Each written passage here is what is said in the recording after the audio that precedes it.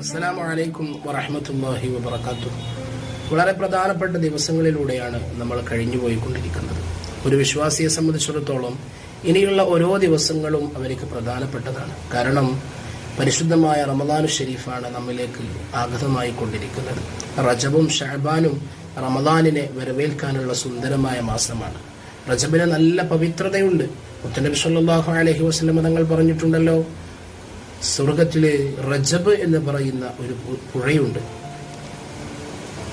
പാലിനേക്കാൾ വെളുത്തതും തേനിനേക്കാൾ മധുരമുള്ളതുമായ ആ പുഴയിൽ നിന്ന് പരിശുദ്ധമായ റജബിനെ സ്നേഹിക്കുന്ന, റമദാനിനെ വരവേറ്റുകൊണ്ട് ആ റജബിനോട് ആദരവ് കാണിക്കുന്ന, അതിൽ നോമ്പെടുക്കുന്ന ആളുകൾക്ക് അല്ലാഹു തആല ആ ഒരു അരുവിയിൽ നിന്ന് കുടിപ്പിക്കുമെന്ന് ഹബീബുനാ റസൂലുള്ളാഹി സ്വല്ലല്ലാഹു അലൈഹി വസല്ലം.